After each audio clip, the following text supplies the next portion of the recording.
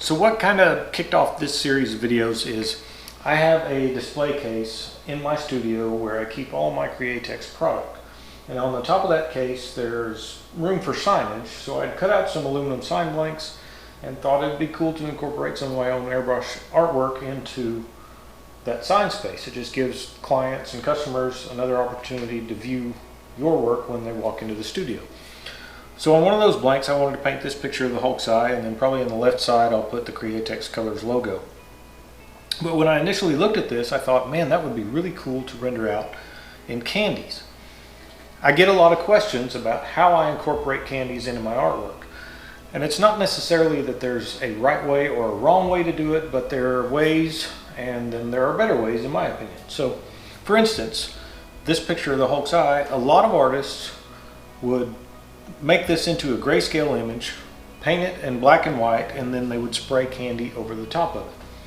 Again, I'm not saying that's right or wrong, but rather than me just standing here on video and saying that's not the best way to go about it, let's just do that and see what happens.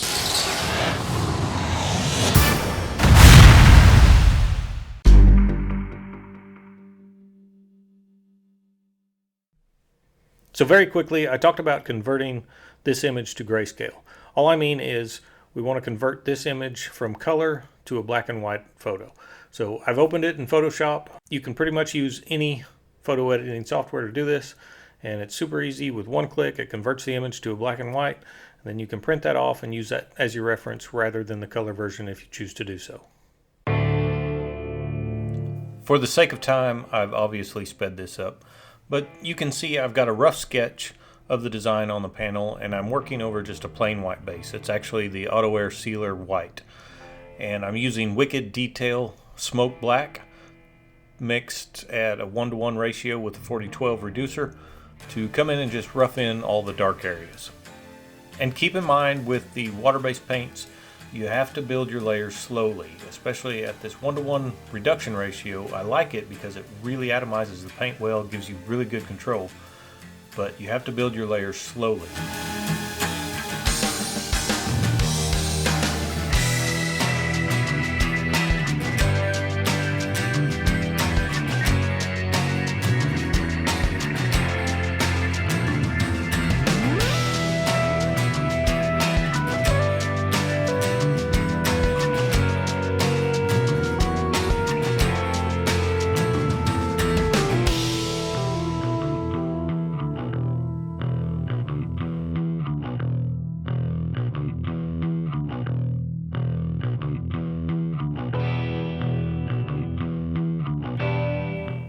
And there I just did something kind of cool.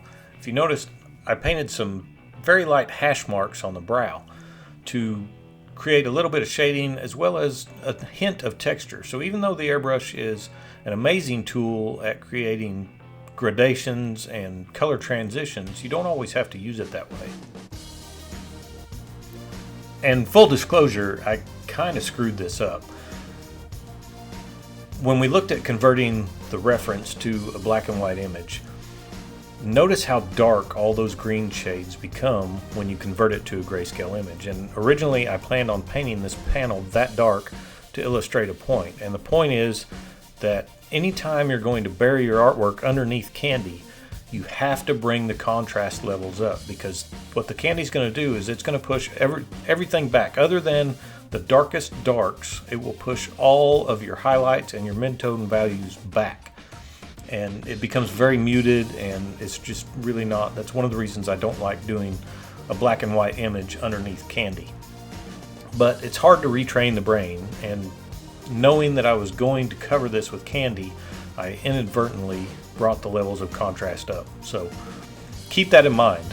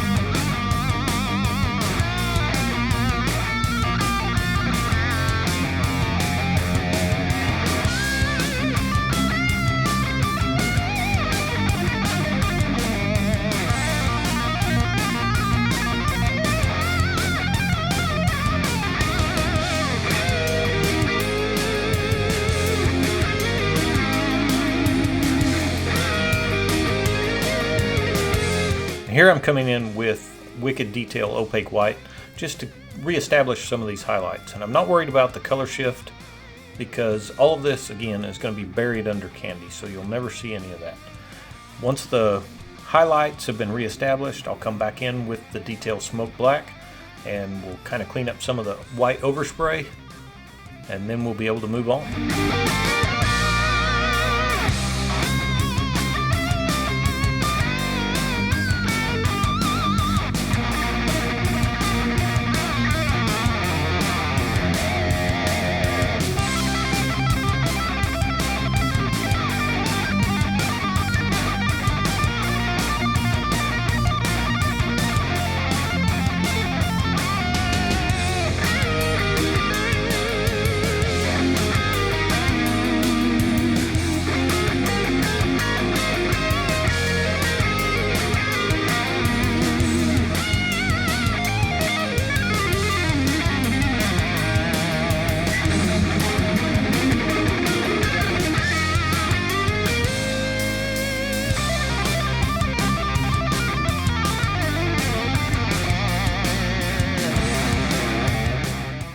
So that's about as far as I'm going to take this. I realize it's a little bit rough, but you have to understand this panel was never designed to be a finished or a refined artwork. This is more about demonstrating a couple things to you guys.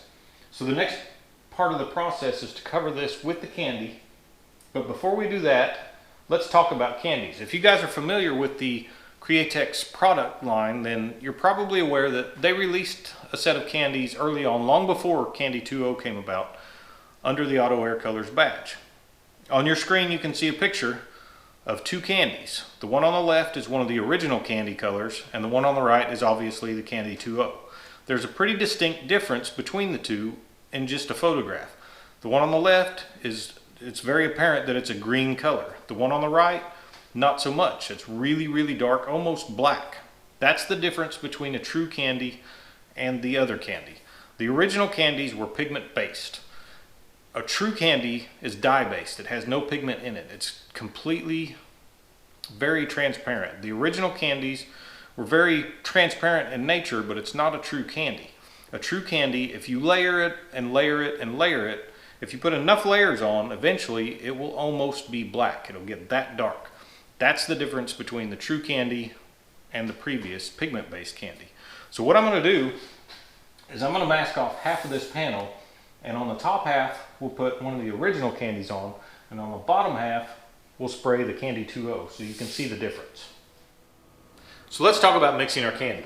This is the original pigment-based emerald green candy, and Createx originally recommended that you mix this 1:1 with the 4004 transparent base.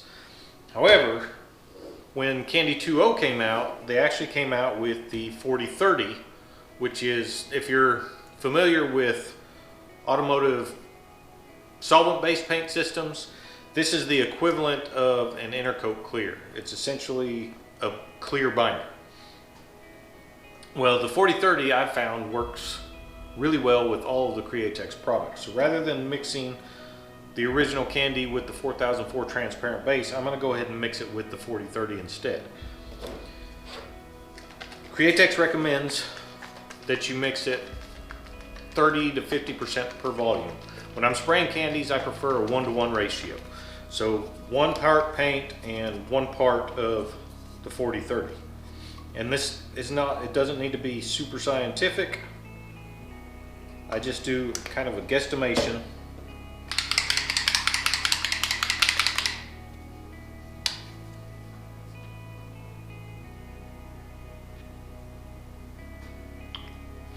That's about a 1:1 ratio. So we'll stir that up.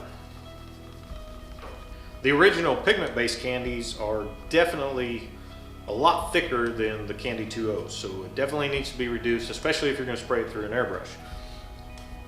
Generally, I use the 4012 high performance reducer in all the Createx products that I spray. However, there's an issue with candies that you need to be aware of. There's actually a couple issues. We'll touch on one here. One is seeding. And what seeding is basically the dye in the candy starts to cluster up and it forms what kind of looks like little seeds. And this seeding is an issue whether you're talking about water-based or solvent-based systems. What generally causes seeding in the Candy₂O is over-reduction, and it's more prevalent with the 4012 high-performance reducer than it is with the 4011. 4011 is a slower reducer. It's not as aggressive as the 4012. So generally when I'm spraying candies, I will reduce it with the 4011 reducer. And you only need about 10 to 20%. It's probably good. And then make sure you stir that up. So we'll get to spraying. I'm going to use my Iwata HPTH. It's got the fan tip on it, so it'll work great for this application.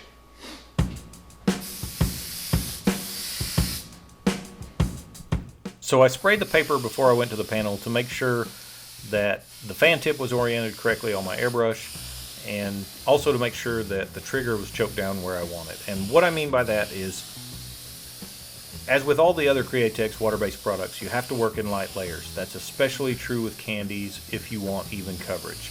If you put too much paint down too quickly, you wind up with mottling and other issues. And when it comes to repairing mistakes with a true candy, you're pretty limited on options. So work in light layers. I like to overlap each pass about 70%, and I like to spray candy at 35 psi to the gun, and that's true whether I'm using my TH airbrush or I'm using a mini spray gun or even a full-size spray gun. 35 psi is what I found works the best for me.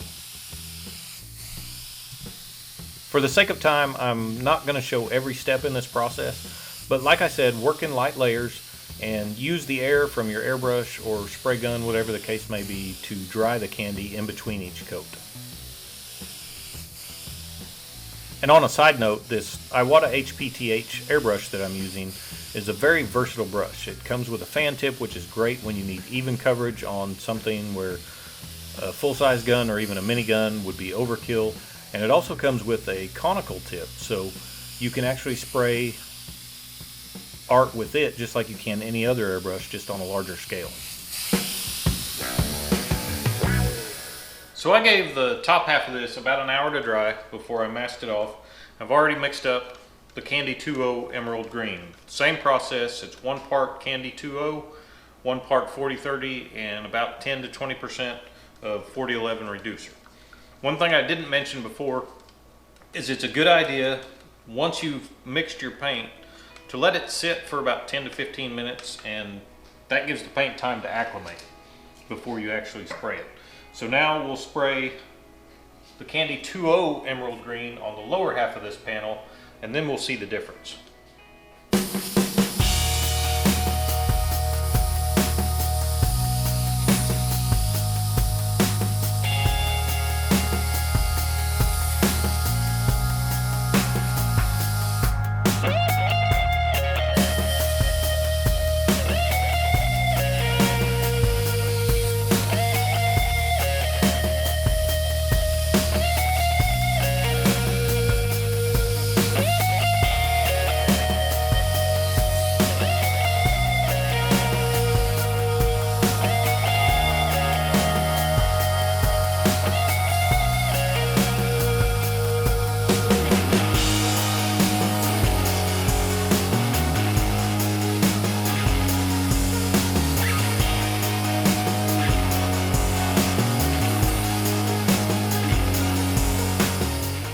So I've given this some time to dry, and I've removed the mask.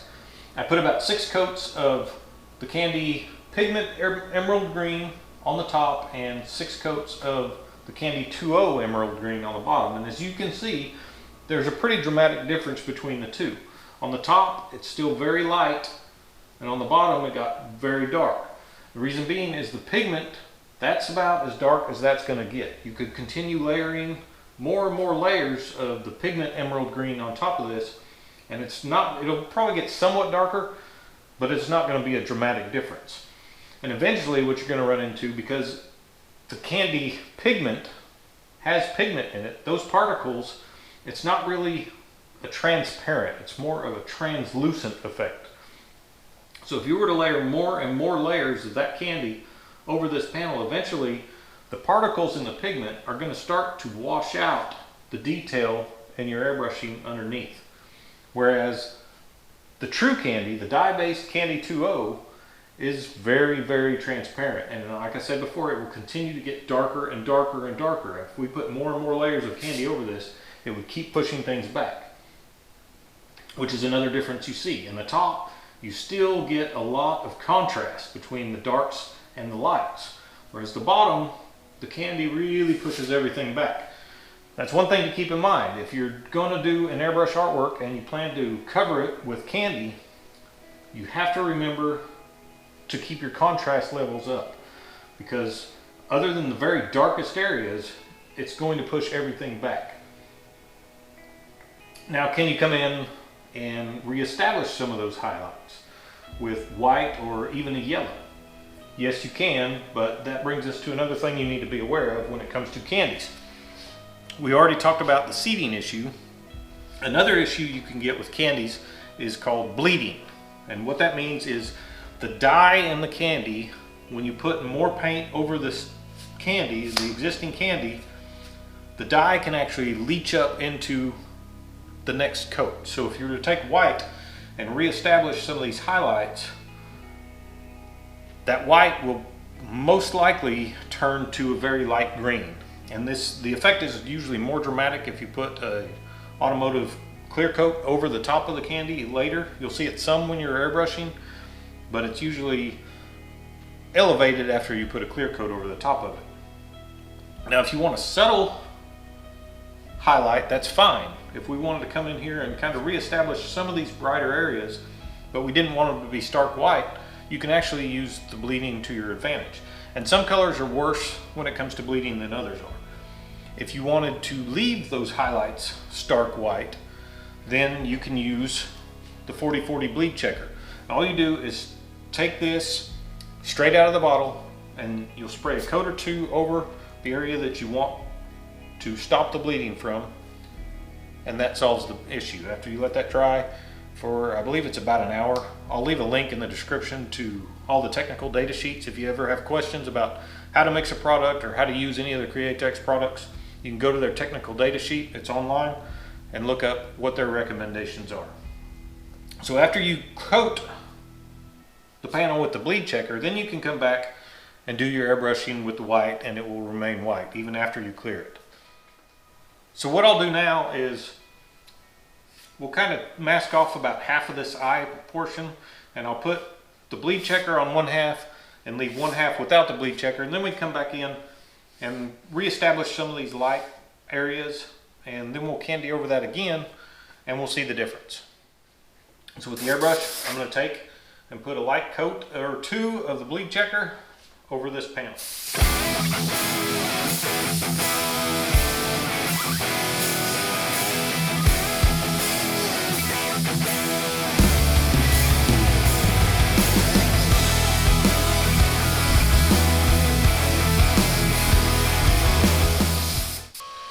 And that should be good enough. The idea behind not reducing the bleed checker is you want to use dissimilar materials.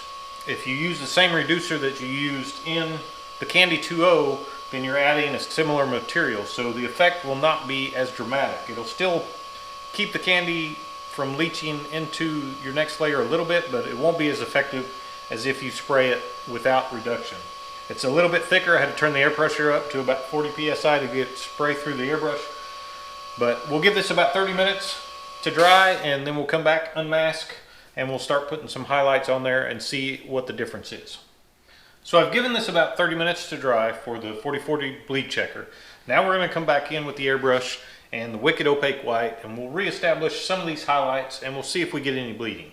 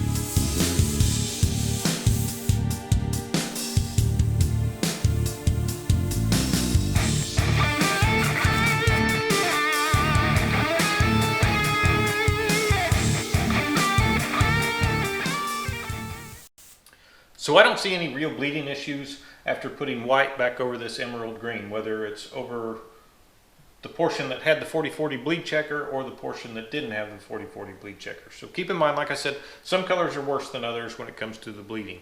And I didn't put a lot of white over this, so that may have an effect as well. Like the candy reds are notorious for bleeding. So it's just something to keep in mind. I don't think you'll ever have any issue over the pigment-based candy because it's a pigment-based paint, the same as the opaque detail white is. So now what you can do is you can take your candy and come back in and kind of push some of these highlights back.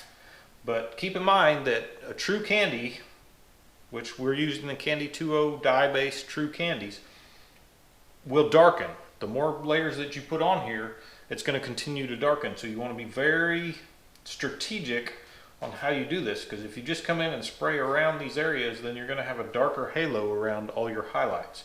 So you want to be able to fade it in and out.